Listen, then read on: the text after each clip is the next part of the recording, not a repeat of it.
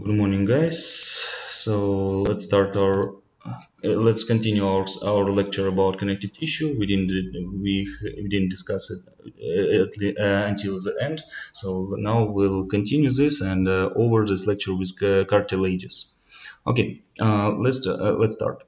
Extracellular matrix and fibers. We already discussed that we have three types of fibers. It's collagen fibers, reticular fibers, and elastic fibers. So, and the collagen fibers are contributed as collagen type 1 and type 2 usually, and properties of them, they're inelastic and eosinophilic. I repeated, I remember that we discussed in previous lecture, but now we repeat it. And reticular fibers are also made with the collagen because chemically they're similar in a lot of points, but by properties it's very different. That's why we differentiate it in different fiber type. It's because it's inelastic, branched, or gyrophilic, and they facilitate the mild supportion, very mild supportion to the tissues. And elastic fibers, okay, about reticular fibers we have a distinct slide about it.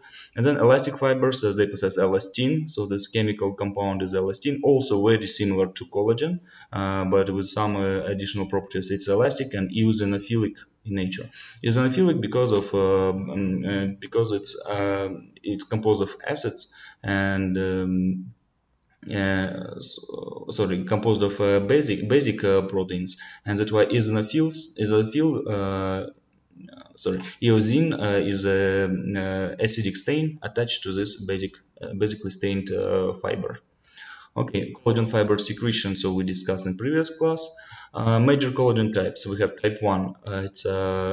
Type 1 is mainly present in all the connective tissues, all the fibrous connective tissues, which we discussed, which we will discuss. We discussed in previous lecture, and will continue in this lecture also. It is the most widespread type. It forms the fibers, real fiber bundles. These fiber bundles are very tough, and they're present everywhere. We need tensile strength. Okay, type 2 fibrils, they are present predominantly in cartilages. So in cartilages, and especially two types of cartilage, and we will discuss it also in today's lecture. It's hyaline and elastic cartilages. Okay, type 3, as I said, it's reticular fibers are made with the type 3 collagen, and there are fibrils which they aggregate into fibers present surrounding smooth muscle cells and nerve fibers. It's very gentle, and they're present in lymphatic tissues, and main function of these fibrils is to facilitate normal exchange. So it provides a very mild supportion. And type 4, chemically unique form, so we have a lot of chemically unique collagen types. This collagen type 4 is produced by epithelial cells, and they produce the basal lamina. And actually, by finding of this type 4 collagen, we can identify the epithelial cells sometimes. Let's start to talk about elastic fibers. Elastic fibers composed primarily of elastin produced by fibroblasts. So elastic fibers are usually they are mixed up with collagen fibers, and they facilitate the elasticity of a lot of tissues in our body. Most of organs which possess elastic properties. So every stroma of organs and, for example, blood vessels, which are very elastic, they are present with these elastic fibers. And histologically, we can observe it with possession of this appearance, wave-like appearance. Yeah. You see, it's this waveness of elastic fibers is made up due to its spring properties. It works like a spring, and between them we have specific chemical composition. So in biochemistry, maybe we will discuss it. And due to this special arrangement of these elastic fibers, they facilitate the elasticity. Okay, and it is the only way to distinguish distinguish this elastic fibers from collagen is to observation of this wavy appearance. So, but in other properties, in chemical properties, elastic fibers are very similar to collagen fibers. And finally, reticular fibers. Reticular fibers are, as I said, is composed of collagen type 3. It provides a mild supportion, and they promote the nourishment of tissues which are unable to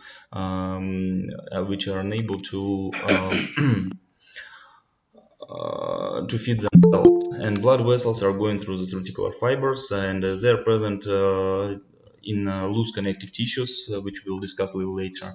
And I'll just remind you that submucosa of most organs, not submucosa, sorry, lamina propria of most organs is made with the addition of reticular fibers.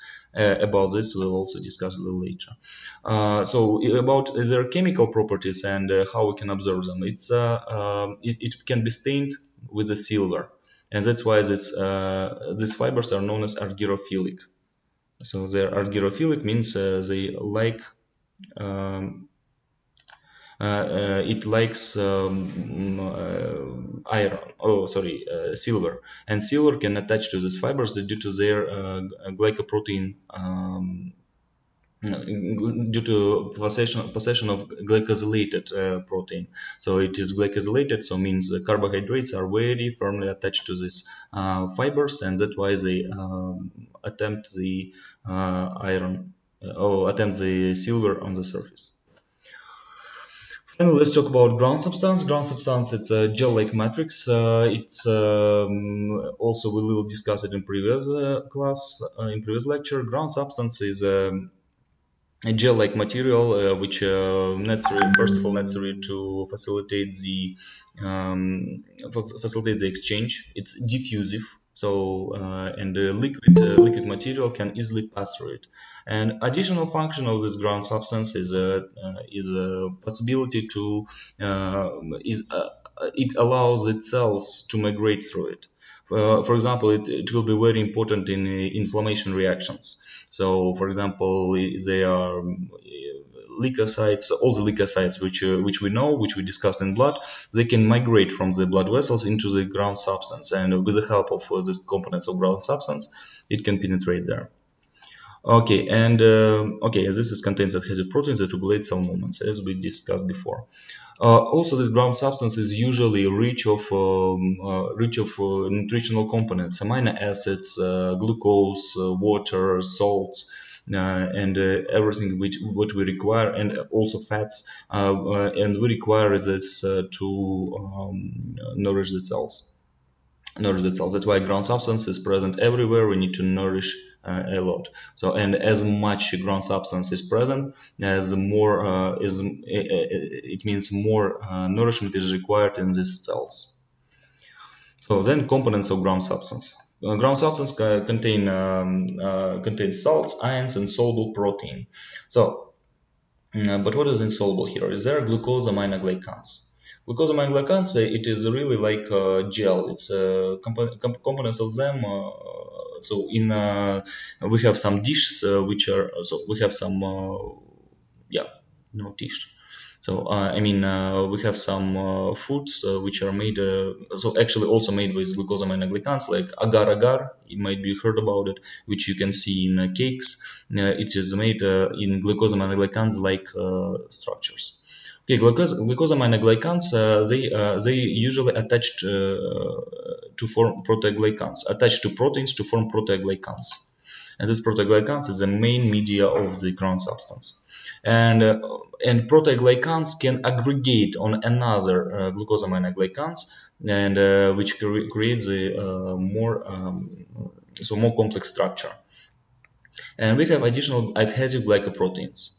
For example, fibronectin and laminin, and in pathology we will discuss it, that their main role in transportation of cells from the blood vessels into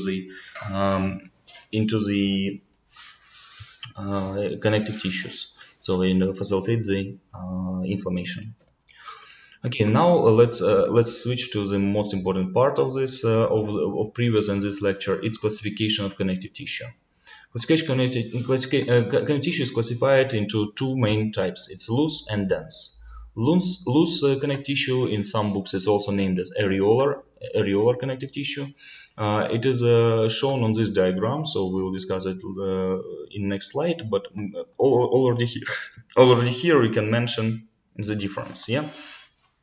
So here you see that fibers are not so abundant here, and between cells we have a lot of tissues and fibers, we have a lot of substance, free substance. It is liquid, and those glucosaminoglycans, which I discussed before.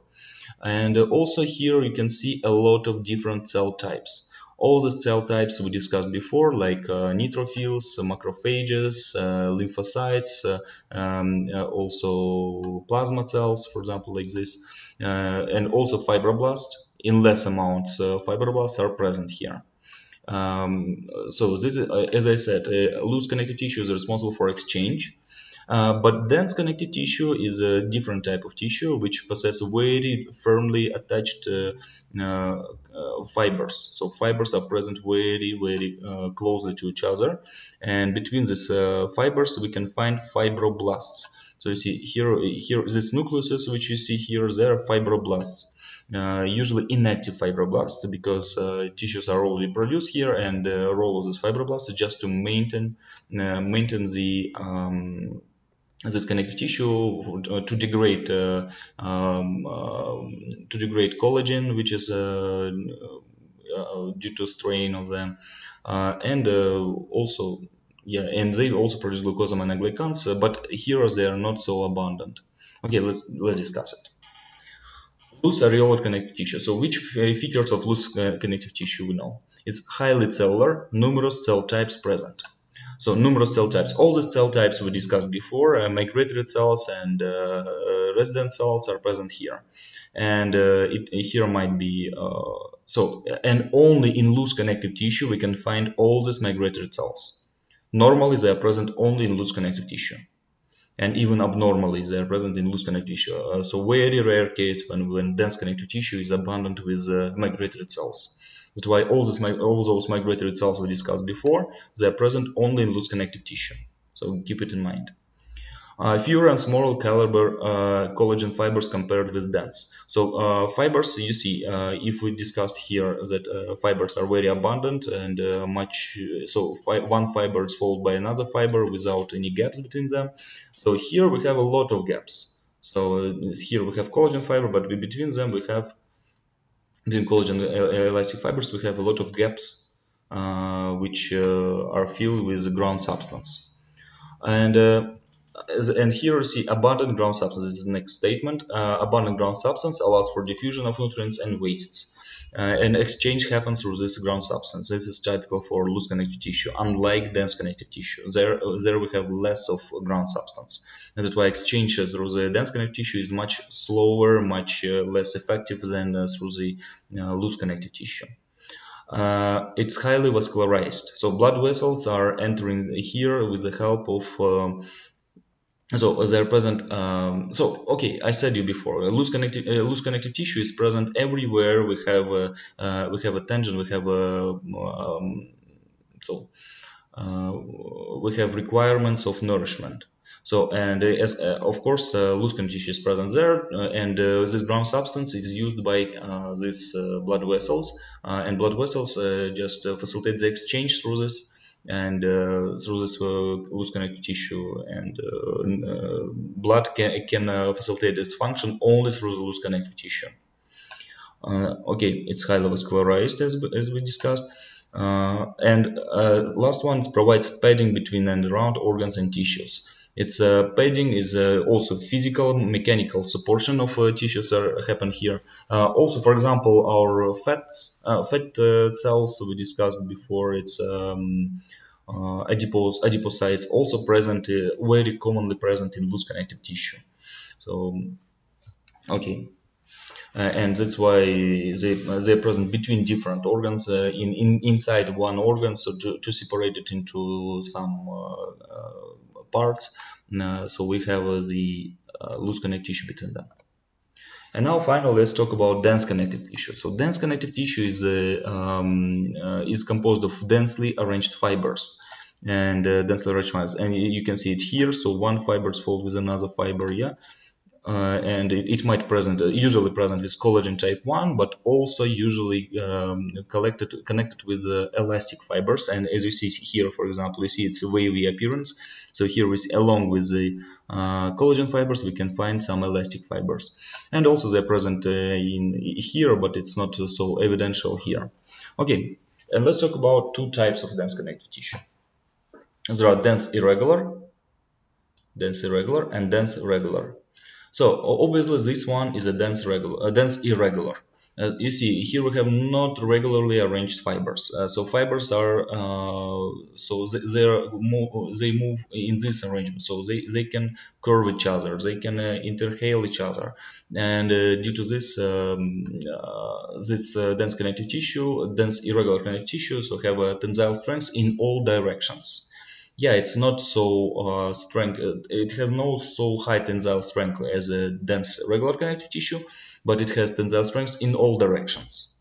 But dense regular connective tissue, you see all the fibers are arranged in one direction.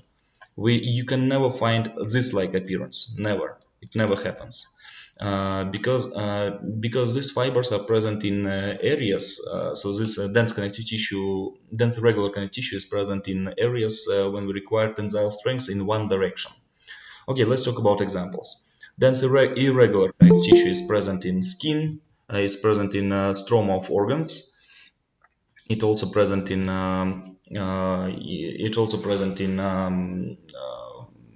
so capsules of organs, stroma of organs, capsules of organs. So this type is present, and where we can't expect from which side we have injury, from which side we have to have tensile strength. But dense irregular connective tissue is present in restricted areas. For example, they are ligaments, tendons, and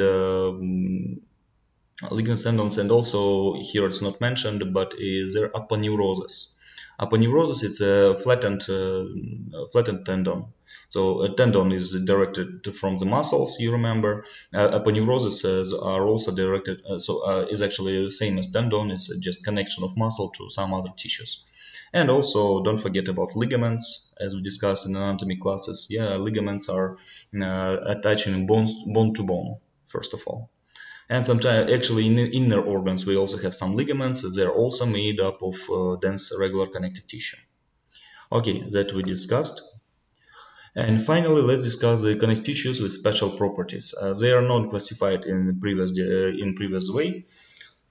For example, they're adipose connective tissue. Adipose connective tissue is made up of a few fibers and a lot of fat cells, a lot of adipose cells, and they are present in consists of accumulation of adipocytes that are partitioned into lobules by septa of connective tissue proper, provides energy storage and insulation. So of course you remember it, yeah. So this fat you have under the skin, so it in some person it's thicker, in some person it's thinner, and it depends on amount of adipocytes and fulfillment of these adipocytes. Function is energy storage and insulation. Of course, you know it. But it's also present in inner organs. Okay, in anatomy of inner organs, you will discuss. So you can find the fatty components in inner organs too. Blood and hemopoietic tissues. Blood forming tissues. They are it is specific connective tissue type, so which present with hemopoietic stem cells. This unipotential, so multipotential and unipotential stem cells are present there, and that's why, by properties, it is. Hematopoietic tissues are by properties their connective tissue, and blood, which we already had a lecture about, is also by classification is connective tissue, but with special properties. So then, elastic connective tissue. Elastic connective tissue, they are.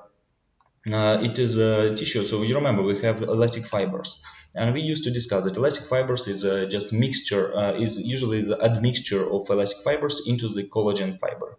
But we have some fibers which are present only with elastic fibers, but without collagen. They are present, for example, in vocal ligament.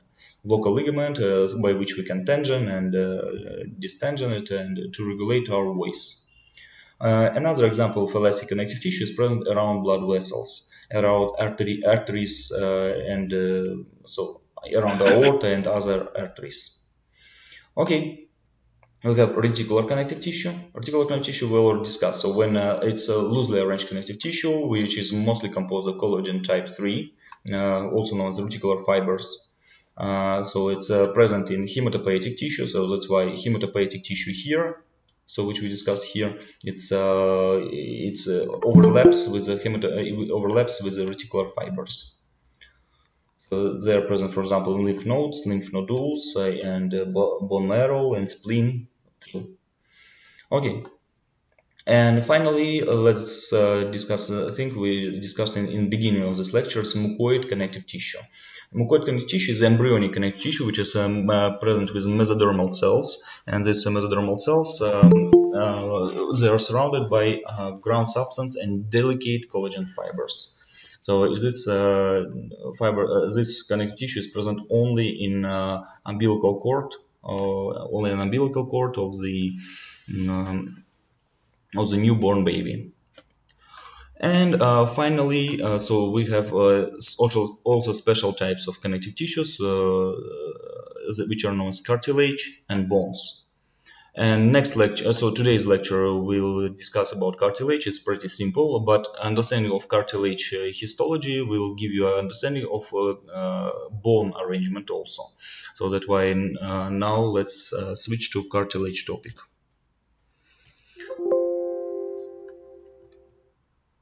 So 1 minute, cartilage. Okay.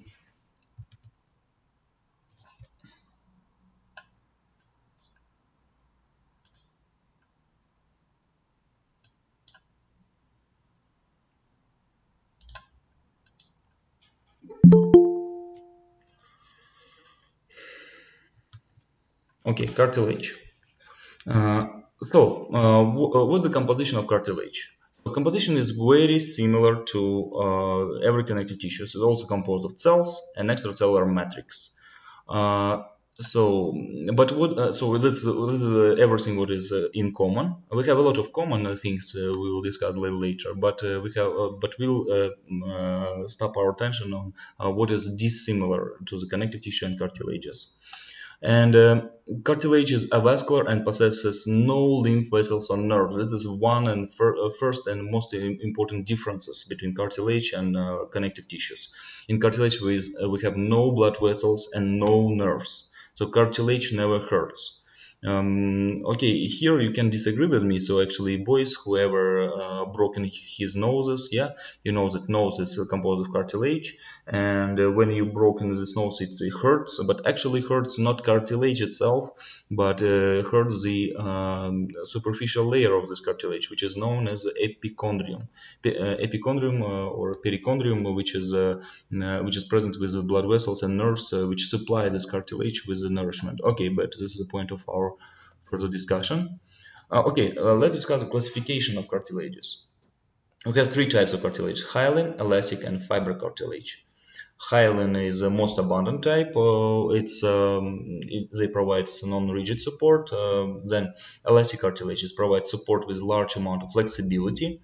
So as the name implies, and fiber cartilage provides strength under the stress. So actually, so we'll discuss a little later also. But fiber cartilage, I want to pay attention. Fiber cartilage is very common to dense regular connective tissue, very common, and actually it has some it's like fiber cartilage is like point of differentiation. So actually a fiber cartilage in some time fiber cartilage is given to fibrous connective tissue. It's described as fibrous connective tissue, like tendons and ligaments. And actually a lot of properties of fiber cartilage resembles the fibrous connective tissue, what was discussed before. Okay, let's talk about components of cartilage. First of all, I must to mention that we have fibrous layer. We have perichondrium. So this one is perichondrium. Okay, this one's perichondrium, and actually perichondrium. So it seems like perichondrium is just a covering of cartilage, and also it provides the blood vessels here. So actually here we have blood vessels. It provides the nourishment for the cartilage. but actually it is not full activity of this perichondrium. So let's talk about it. Perichondrium is composed of two layers. It's fibrous layer and chondrogenic layer. Fibrous layer is a layer which is composed of dense connective tissue, dense irregular connective tissue, which so really it serves to maintain this cartilage, to cover it, and to maintain their stress. To handle its stress exerted by this cartilage also. It's for covering, first of all. But here we have one additional layer, chondrogenic layer. This name should imply you that here we have cells which are responsible for cartilage formation. Chondrogenic. Chondro is cartilage, genic is formation. Yeah, a chondrogenic layer, so responsible for formation of new cartilage. Okay, that's we'll return to this diagram a little later. In chondrogenic layer we have chondroblasts. Chondroblasts. Okay, no, we won't return. So chondroblasts are cells which are derived from mesenchymal cells. There are mesenchymal cells which are they're primary cells which are producing the extracellular matrix. These chondroblasts. So I just want you to remember the fibroblasts. So that chondroblasts are like active fibroblasts. Chondroblasts start to produce extracellular matrix. They're a pool of cells which are producing extracellular matrix. And these cells are very active and they produce more and more fibers around them. And then it's detached from this side and detached from other cells by surrounding of them with extracellular matrix, like here. It produces it very abundantly, yeah, and between cells appeared the distance, yeah, due to secretion of components of extracellular matrix. And that's why mature cartilage is present with distinct cells when cells are very independent from each other. But in chondrogenic layer, when cells are not yet produced a proper amount of extracellular matrix, they are tightly attached here. Okay, between so might be okay. Let's talk about cells. Chondroblasts, as I said, they are present lie on the surface of cartilage in chondrogenic layer of perichondrium, and they secrete extracellular matrix around themselves, thus becoming chondrocytes. But when chondroblast already surrounded by extracellular matrix, so what happens to this?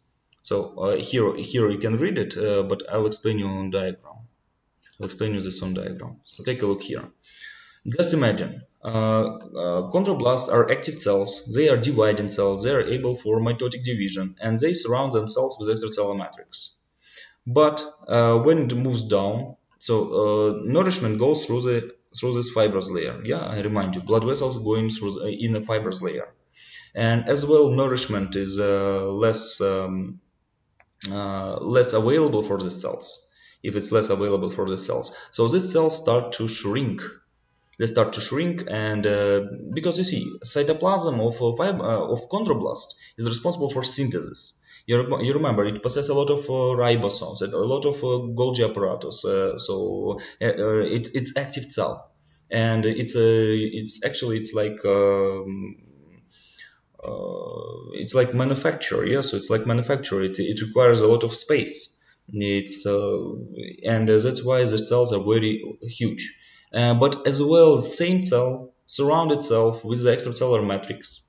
Extracellular matrix is rigid here. Actually, it's rigid here, and around the extracellular matrix, and cell is like occupied inside their own produced prison. Yeah, these cells creating their own prison for them. And cells are and okay, I'll show it to you here. So here you see it. Previously, it was chondroblast, and this chondroblast was filled this space. It filled this space, yeah. But then when extracellular matrix has been produced already around. An extracellular matrix has been produced around it, yeah. Cell became shrinked, and but space which present around still remains. And this is empty space. It's empty space filled with liquid. just filled with liquid. And okay, here it's visible better. Yeah, so this, you see, what remains from the cell? Only nucleus and very shrink cytoplasm, because this cell is inactive. This cell is just surrounded itself with a prison, and then gradually degrades. It's atrophied. Yeah, atrophied. And tissue which present around the cell is actually has been produced by chondroblast, but now this chondroblast is shrinked into the chondrocyte. So you can say that chondroblast is an active form of cell, but chondrocyte is already inactive cell.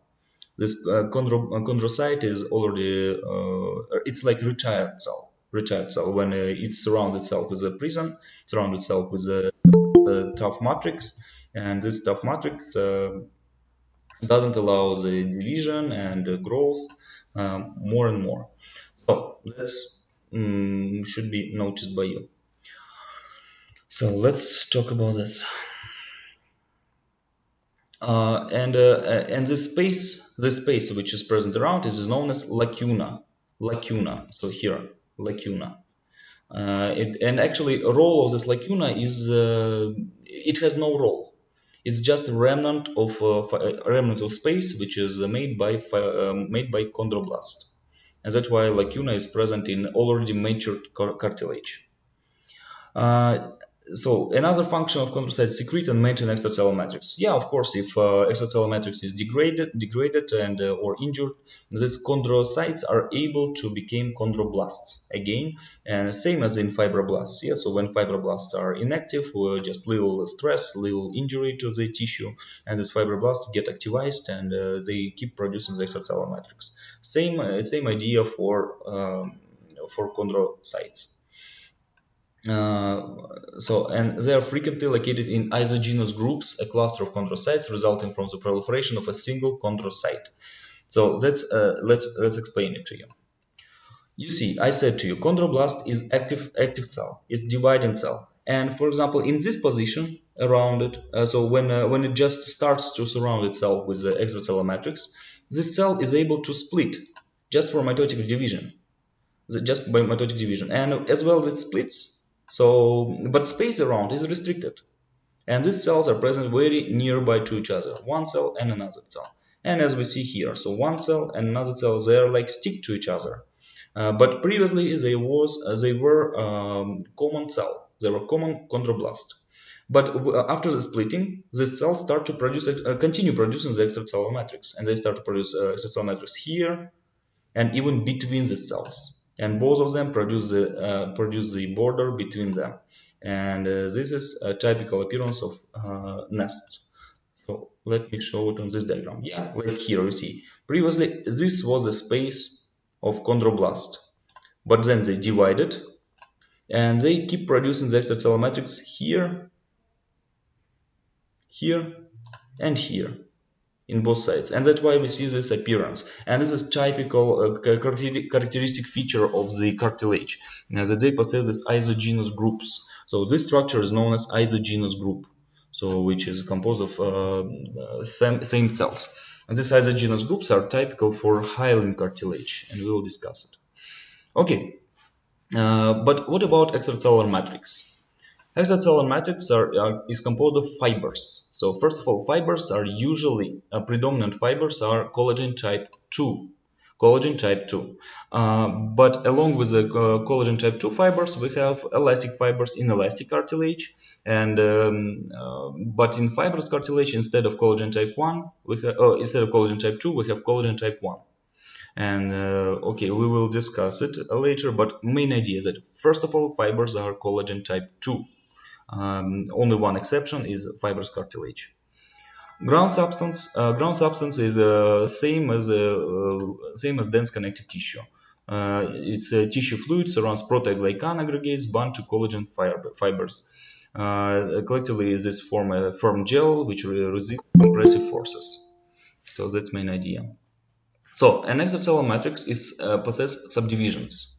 We have territorial matrix and interterritorial matrix. Territorial matrix is a matrix which is a newly produced matrix around the cells. This matrix is abundant with this territorial matrix is abundant with proteoglycans. And these proteoglycans are basic, so they are acidic in nature, and that's why they attach the basic stains on the surface. That's why in territorial matrix, in the territorial matrix we can find a lot of blue stains, so like hematoxylin. And that's why hematoxylin are very concentrated around the cells. But between cells we have this structure. It is known as interterritorial matrix. Interterritorial matrix possesses more fibers, so it's a lighter stain because glucosaminoglicands are less abundant here. And here we have more collagen type 2 fibers, or so usually collagen type 2 fibers, or elastic, and some addition to elastic fibers might be in cases of elastic cartilage. So that's main idea, that cells producing the cell nests, or another name is isogenous groups. Cells are resting inside the lacuna. This white appeared structures is lacuna, and finally here we have chondrocyte, and this chondrocyte is surrounded by territorial matrix. Between this territorial matrix we have interterritorial matrix. So now let's talk about growth of cartilage. Growth of cartilage goes in two main ways. It's appositional growth and interstitial growth. So let's discuss it. So I'll return to this diagram. So appositional growth, it's a growth of cartilage from chondroblasts. So when we have chondrogenic layer and cartilage grows by mitotic division of chondroblasts and surrounding this chondroblast with extracellular matrix, it is known as appositional growth. So previously formed cartilage is resists, but new cartilage is forming on the surface of previously formed cartilage. This is appositional growth. But interstitial growth, it happens usually it happens in injury, but also it happens in so it happens along with the appositional growth.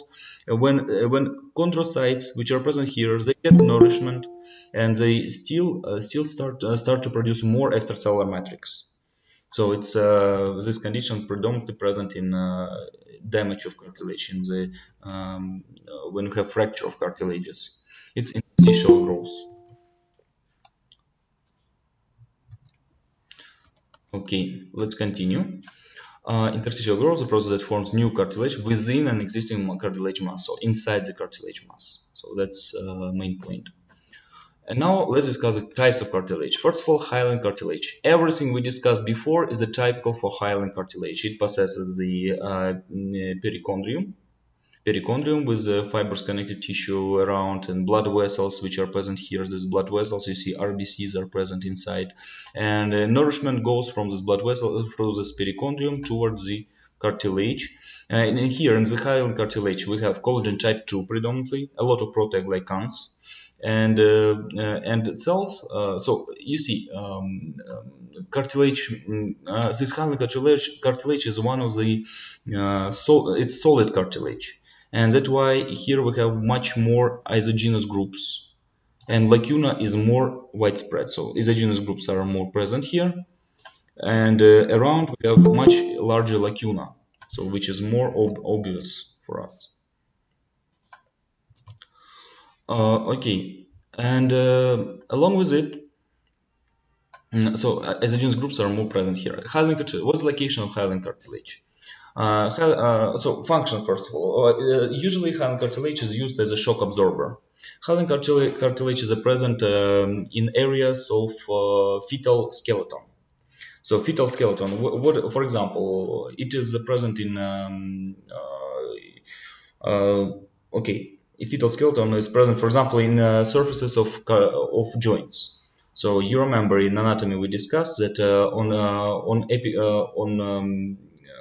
joints, on the surface of joints we have cartilaginous surface. Yeah, cartilaginous surface in surface of joints. It is hyaline cartilage. It is smooth, and it's a shock absorber. So actually, when our joints possess the so we have opportunity of joints, they just interrupt, so impact with each other. Yeah, so they encounter each other, with a force, and we need to absorb this shock, and that's the main reason of hyaline cartilage in these areas. Also, it's present in epiphyseal plate, so it's present inside the bones, inside the long bones. Between this area allows the growth of bone in length. Also, hyaline cartilage is present in ribs. Ribs, so you remember that ribs are we have two parts of ribs: is cartilaginous part and costal part. So I mean, bony part and cartilaginous part, and this skeleton part of is composed of bone, but still near the sternum. Near the sternum, we have more we have cartilaginous part, or is ribs which are made up of hyaline cartilage first. And here so let's check the time, if we have time. Yes, we have time, a little time. In here I want to say one thing. So hyaline cartilage, okay, you remember the CPR, yeah? Cardiopulmonary resuscitation. And you remember that in cardiopulmonary resuscitation, we need to pump the blood through the chest. Yeah, and we pump the chest. And actually, it's possible only because of cartilage, because of hyaline cartilage present there. Because if bones are present there, we will just destroy these bones. But this hyaline part, so cartilaginous part of the strips allows the compression, chest compressions, and that allows the survival of a lot of people. They are survived only because we have hyaline cartilage, which is not fully replaced with bones. But actually, as elder patient is, so this cartilage became more calcified and became more rigid, and that's why chest compressions in elder patients sometimes followed with fracturing of this cartilage. So that's why. But my request to you, as for future doctor, so if you feel that your patient for whom you do the chest compressions, and you feel that cartilage has fractured, so keep pumping. Anyway, so cartilage can be healed. It can be healed, but CPR is necessary only for person survivance. If a person will survive, yeah, he will heal this cartilage. But if you stop pumping the patient with a broken cartilage, so patient will die. That's why keep pumping keep pumping during the CPR, the chest, make the chest compressions, even if you broken the cartilage. Yeah, do it more carefully, but still keep pressure. Then clinical correlation. Yeah, I forgot. Hyaline cartilage is present on the surface of joints, as I said it before. But one specific feature of joint cartilages. Joint cartilages possess no perichondrium. No perichondrium is present. So then this cartilage is unable for reproducing. So it's unable for reproducing. So it's reproducing very restricted amounts. So that's why this cartilage, so injury of the hyaline cartilage will cause this disease known as osteoarthritis. So I won't talk about it too deep. So you have you have this lecture. You can read about osteoarthritis, and actually we'll discuss osteoarthritis in I guess in third semester, or no, in third year only, and it will be discussed in deep way. But main idea is that osteoarthritis is a disease of damaged cartilage, and when you remember that joints must be So very, yeah, here your screen, sir. We can't see anything. you can see. Oh, someone just, okay, thank you. Yes, now. Now you can, yeah, okay. So 1 minute, is it recording? Yeah, it's recording. Okay. Osteoarthritis. So, from which point you can see it? Right now, yeah, or a few minutes ago?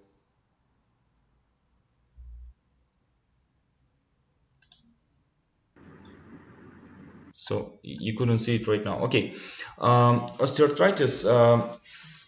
So osteoarthritis happens when chronic irritation of cartilage goes, and it can't heal with this restricted ability for regeneration. So cartilage is very restricted, possess very restricted without perichondrium. It possesses very restricted opportunities for healing. So that's why main idea that osteoarthritis happens just because we have no perichondrium. But main idea, but you can ask me. So you can ask me in class, yeah. So why it has no perichondrium? So it would be more very convenient, yeah, to have perichondrium to heal our joints because we can damage our joints. But actually, point is that so here you see this is perichondrium. It's here from this side is perichondrium, and perichondrium is composed of fibers, and these fibers are not so smooth as cartilage. And it's even if there will be this fibrous layer of cartilages in joints will be wiped out from each other. So you remember that in cartilage we have like two joints, and they always friction each other. We have frictions, and due to this, all this perichondrium is wiped out, and that surface is very smooth. Okay, and then finally let's talk about elastic cartilage. Sorry. Elastic cartilage, so it has a lot of similarities with fibrous cartilage. We have collagen type 2 there, but along with it we have elastic fibers, and it gives properties of elasticity to these cells, to this tissue, to this cartilage. And we have okay, what is the location of this elastic cartilage? Elastic cartilage is present in epiglottis of larynx. It's present in Eustachian tube, in ear, yeah, Eustachian tube, auditory tube, or Eustachian tube, and one of the special property of this elastic cartilage is that elastic cartilage does not calcify during the aging process. So it does not calcify. Calcium is not deposed there. So that's main feature of elastic cartilage. Not no deposition of calcium. Then and finally, let's talk about fiber cartilage. So fiber cartilage is it's an intermediate between hyaline cartilage and dense connective tissues, as I said it before, because structurally inside we have dense regular connective tissue like. So components of dense regular connective tissue, they're cartilage, chondrocytes here, they're resembling the fibroblasts. Extracellular matrix is composed of, first of all, collagen type 1. Ground substance is not very abundant here. So same as dense irregular connective tissue, you see, so it has a lot of similarities. And fibers cause this cartilage to stain pink with azirin. Okay, it might be a regular or irregular configuration, so it's different, and it has minimal ground substance and possess few isogenous groups. So you see, no resembling the cartilage, no resembling the hyaline cartilage. That's why it resembles the cartilage only by gross appearance. Microscopically, fiber cartilage is very common to dense regular and dense irregular connective tissue. But what is the common from these two cartilages? It possesses no blood vessels inside. That's only thing. Okay, locations. Fiber cartilage is located in areas where ligaments or tendons are attached to the bone. And you see it's a slight transmission from the ligament and tendon towards the bone. It's slight transmission, and in joints, in attachments of ligament to bones, you can directly in the site of attachment you can find a little amounts of fiber cartilages. Also, this fiber cartilage is very abundant in pubic symphysis, pubic or pubic symphysis. You remember it's in cocks. You remember when two cocks bones are joined to form the pelvic girdle. There we have the fiber cartilage. So histologically, it's fiber cartilage. It looks like cartilage. We discussed it. And also we have, so this fiber cartilage is present in intervertebral discs. yeah, intervertebral discs, which are present between, which facilitate the attachment, so very firm attachment of bodies of cartilage, bodies of vertebra, and also they are present for shock absorbing. Shock absorbing, and that's why when we walk around, this one vertebra doesn't destroy another vertebra. And actually, we have diseases like protrusion of this intervertebral disc when this intervertebral disc get thinned, and we have herniation of this intervertebral disc when this intervertebral disc just pushed out of the and they can collapse the vertebral column. So it can collapse the how it's called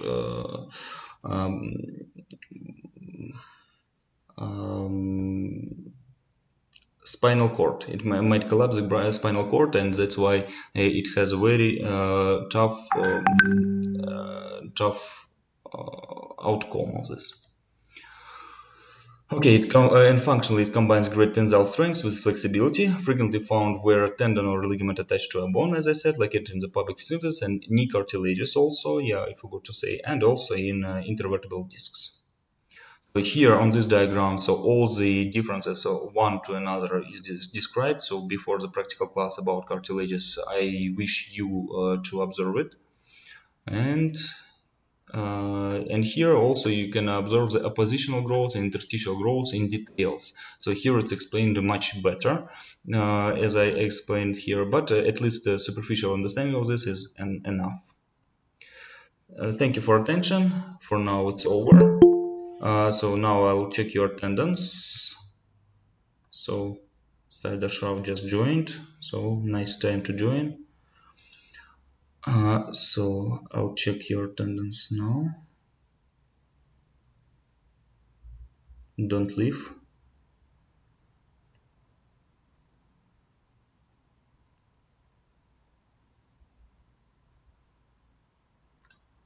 Okay, Zulfikar Kamal here. Okay, now, okay, you can leave. So now it's enough. So now all who attended, I hope you wrote it this in message in chat. So then, okay, thank you for attention. See you next time.